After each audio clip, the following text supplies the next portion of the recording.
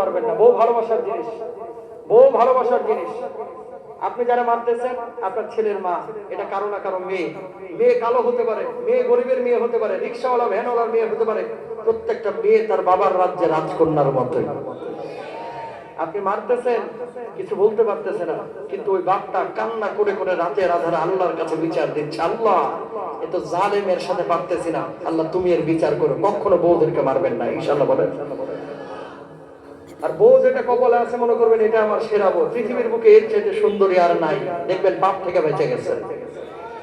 কিছু পোলা বাপ বিয়ে করার পরে খালি মোবাইলে দেখে, ইস রে এরকম যদি একটা সেরি পাইছেন। এই আফসোস যদি করেছেন শেষ, সুখী হইতে পারবেন না।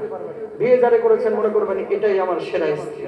বউরা সুন্দর করে নিজেদেরকে প্রেজেন্ট করবে, মনে থাকবে তো ইনশাআল্লাহ?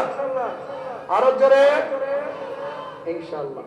তাহলে ডানপন্থী লোক যারা সৎ কাজ করে, যারা ইবাদত করেছে যৌবনকালে, ওরা জুলুম কলবুহু মুআল্লাকুন ফিল